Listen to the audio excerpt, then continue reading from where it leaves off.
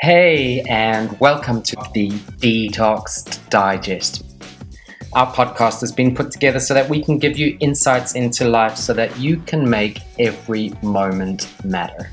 So, if you're interested in healthy things, sit back, relax, and enjoy this episode. Hey, and welcome to episode 3 of the D-Toxd Digest, our podcasts where you get insights into life so that you can make every moment matter.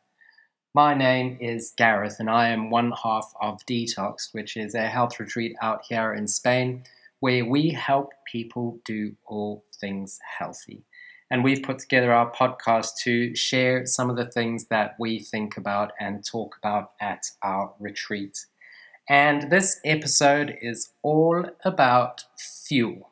Now, for us, fuel is the name of our recipe book that we published my mind's gone a little bit blank, that we published in 2018. It was published because we had a lot of our guests asking us for copies of recipes because they wanted to continue preparing the meals that we served at the retreat at home. And we try to be inventive and creative with our meals so that we can show people how fun and simple healthy food can really be. But for us, fuel is about so much more. I'll go into a little bit of the story. When we opened our retreat in 2014, the chef that we had lined up to come and start working with us never arrived. He was meant to start a few days before so we could show him around the kitchen and ask him for his input and to start planning meals. And when we first started our retreat, we were going to start with 3 days of compulsory juicing. So the chef would have a few days to plan some meals and all that sort of stuff. When he didn't arrive, we had guests that were due to arrive in Spain, and we needed to create meals from them. So I decided that I was going to start cooking and take on the task of cooking because we thought to ourselves, well, how hard can it be to find a chef? You know, surely there must be chefs looking for work. But little did we know what would kind of like unfold. Now, just to give you a bit of an insight, I have always had a challenge with eating. I'm a recovering anorexic. So food for me was a big challenge. And one of the reasons why I became friends with Jerome was to work on my relationship with food. And over the years, I've learned so much from him, and he's got me to form a healthy relationship with food. So when I stepped into the kitchen, it was a pretty difficult task because cooking has never been something that I wanted to do or never been something that I set out to do. But what I've learned is that sometimes you can find that you have a gift hidden in the things that you don't really want to do. But a lot of times, because we try something once and it doesn't work, we give up. We may try 2 or 3 times and think to ourselves, oh no, this is not for us. But what happens when you are forced to do something every single day is that you start to find joy in it. Now, for me, it's not so much about cooking. It's more about having the privilege and opportunity to prepare food for people, because I think that there is no greater place to be than to be in the position where we can prepare food for people and share food for people. Jerome is really, really passionate about food, and one of his greatest joys in life is sharing new experiences around eating with the people that he loves. And he's kind of like shared that passion with me, and I've learned it and I've grown to develop my own passion with food. And over the years, I've come to realize that I am a pretty good cook and I have a bit of a talent when it comes to that. So when we wrote Fuel, it was a really, really difficult task. It took me 2.5 years to write the book, and it was definitely a labor of love. But it's now out in the world. If you want to get a copy, head on over to Amazon, and the title is Fuel: Simple Juice and Meal Plans to help you get the bounce back in your step. But what I wanted to do today was to share a little bit about the philosophy behind fuel. Because for us and fuel, it's not about what you're eating, it's more about how you're eating it. Now, I'm not going to dive deep into the reasons why we developed the fuel principles, but it kind of like started when we embraced a few simple ideas, maybe some ideas that seemed a little bit too simple. And we've spent the last couple of years running our retreat and refining these ideas so that people don't have to spend the next few years of their lives doing the same and learning and testing and making mistakes and all sort of those kind of things. I mean, a lot of people embark on fitness plans that promise us a beach body or unlimited energy and kind of like a new way of thinking. But it's easy to fail at diets and eating plans and workout programs because they're so strict and they're so far from removed from normal life. And they ask us kind of like to deny ourselves the pleasure of life and make everything else a priority. Think about it with a lot of diets. You're not allowed this, you're not allowed that. You've got to count calories, you've got to do this, you've got to measure that, and all sort of stuff. And a lot of people think that when it comes to health and weight and that sort of stuff, that either the food or the lack of exercise is their main problem. And for a few people, let's face it, it can be as simple as that. But unfortunately, for most of us, it's not the truth. The food and the exercise is kind of like not the real problem that's going on behind the scenes. Yes, we may not be eating well, and yes, we may not be exercising well, but that's not the real problem at the end of the day. So for us, when we kind of like sum up healthy living into a simple scenario, we try to make it as simple as possible because simplicity really is what gives people results. It gives people what they've been looking for a long time. And most of all, it doesn't have to be complicated. And we don't have to work at it all of the time. There's only so many hours that we have in a day. There's only so much time and effort that we can put into eating and that we can put into exercising. Yet it's almost like when we want to be healthy, we become obsessed. And that's what fuel is about. Fuel is about helping people remove the obsession. Yes, at the end of the day, it's a recipe book. Don't get me wrong. There's over 100 recipes in there that are really, really cool. But for us, the most important part of the book is the first part of the book, and that's what I'm kind of like paraphrasing here. And I'm going to read a few lines from the book that we've written. Imagine right now that you had a newborn child to take care of and only 48 hours to teach him or her everything they needed to know to survive as a healthy grown-up in today's world. Would you teach them to do all the things that you are doing right now? Would you teach them to speak to themselves the way that you speak to yourself every single day? Would you push them as hard, or in some cases, as little as you push yourself? What would you encourage them to do? Understand this simple concept and it all falls into place. It says here, you're in the right place and you're on the right track, and starting today, things can be different. But a lot of times we would never ever teach a newborn child how to live the way we are. And that's what fuel is about. It's about approaching things with a new way of thinking. Because everything that we do, and we have a manifesto that we live by, everything that we do is about balance and simplicity. So we've broken it down into the 4 fuel commandments, and I'm going to go through those today with you. The F of fuel stands for forget dieting. For us, the word diet is just an abbreviation for die trying. For many people, eating's a chore, and it's so easy to get caught up in the routine and then eat the same things over and over again. And a lot of times that can happen with many, many diets.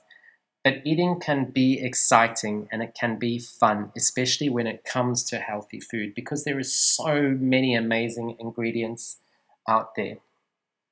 So when we forget dieting, we want to always plate up our food as if we're serving it to someone that we love. Eating starts with your eyes. And if your food looks appealing, your body's going to be more ready to receive it. Think about this. If you've got a plate of slop in front of you, if you went to a restaurant and they just threw food on a plate, would you be excited to eat it, or would you look forward to eating it? I mean, when we start eating with our eyes, we start salivating, we start like producing saliva in our mouths, which is the first part of the digestive process. And we start doing that before we even take the first mouthful. So plating up your food and making it look beautiful gets the body into a really good state. And when it comes to forget dieting, we need to stop depriving ourselves. Yes, maybe we're doing things at the moment that we know that we shouldn't be doing. But when we start saying to ourselves, oh, I'm never going to do that and I'm going to stop doing that, we start to put our bodies into a state of stress. Life is about enjoyment and fun. It's too short for us to be kind of like doing things that we don't enjoy. It's about, it's about doing things that bring us pleasure. That's a bit odd. That bring us pleasure and that make us feel good. Yet, when it comes to food and eating, we put way too much pressure on ourselves to get things 100% right all the time, to eat the right things and to not fall off the wagon. And we kind of like deprive ourselves of the things that we really enjoy. And it overwhelms us. It kind of like, we didn't get into this situation that we're in overnight, and we've said that before on some of the other episodes. But if you feel a little bit overwhelmed by all the advice that's out there, one of the best things that you can do is kind of like to plan ahead. Get a pen and paper and write down everything that you think that you need to do when it comes to how you're going to eat, moving yourself. And then allocate times to those tasks. And when you're doing so, make sure that you work in time for yourself. If you don't take responsibility and control what you do in the time that you have, everything will control you. And that's what happens when people start dieting. They become obsessed and controlled about what they're going to eat. And time runs away from us, and we end up being way too hard on ourselves when we kind of like slip up or make a mistake or don't have as much time as we thought that we have. Everything is good for us in moderation. There is nothing wrong with a piece of cake. There is nothing wrong with a chocolate bar. There is nothing wrong with a sweet treat or a pizza or whatever it is. But what is, and I'm going to use the word lightly, what is wrong is how we do it. Often we just eat the chocolate and eat the chocolate and eat the chocolate and then wonder why things are not going right. If you want to eat a bar of chocolate every day, do it, but take responsibility and note that the body can only do so much for us with what we give it. We are responsible for the rest. My body has one purpose, and that's to keep me alive. My body has one purpose, and that's to keep me going. Yet so often I shove it full of crap and expect it to keep me happy. I don't think that's very fair. There are other things outside of eating that I can do. So I need to kind of like be responsible for what I do with the rest of my time and that sort of stuff when it comes to eating. We've said in one of our other podcasts, find a definition of healthy living that you enjoy. Find one that gives you the results you're looking for, and in the process of creating and finding it, try different things because you never know what will work. And when something works, have fun with it. Another important part of the forgetting dieting is to quit beating ourselves up. A lot of times we beat ourselves up, and guilt is a pretty useless emotion that keeps us trapped in the past, and it keeps us trapped in a never-ending cycle of frustration. When we're kind of like beating ourselves up all the time because we're not eating right or we're not exercising right, we're building up cortisol levels in the body. And when we build up cortisol levels in the body, it makes it extremely difficult for the body to release weight. So stop beating yourself up and just give it a go and be kind to yourself. We're going to move on to the U now of fuel. So the F was forget dieting. The U is understand food. Now, eating is one of the most important things we can do. It's the fuel that gets us through every single day. But so often we hear people saying, oh, healthy food isn't that much fun, and preparing my meals is boring and it takes up too much time. So when they start to think about approaching a new way of eating, those thoughts are running around and round at the back of their minds. And as a result, instead of making changes, they quickly revert to old eating habits. Now, when we start to understand food and how ingredients go together and how we can make meals tasty and healthy, it makes it a lot more fun. I remember when I was growing up, we used to have a Sunday roast every Sunday. And my gran always used to boil the vegetables and she would put bicarb in the water. And oh my God, it would make the vegetables quite soggy. And I always thought that that was what healthy eating was about. When people were saying to me, eat more fruit and veg, eat more fruit and veg, I thought, well, this couldn't be more boring if I kind of like put Marmite on cardboard or something like that. But when I got older and wanted to take back control of my health situation, I started, or should I say, I was forced into cooking for people. And what that did was it made me look at the ingredients that I was using. It made me try new things. It made me experiment.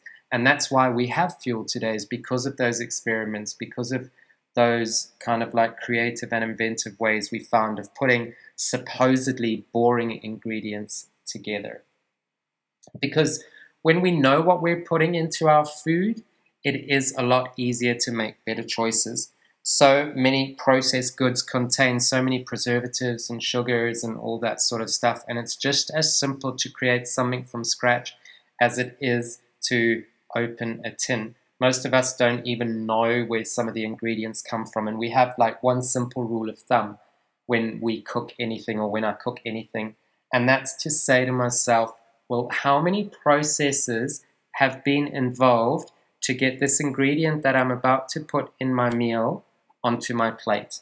Now, if there's loads and loads of ingredients, if there's loads and loads of processes involved in preparing something for me to cook with, then it's going to be less healthy than it is if I went to the supermarket and bought a tomato and started to use that.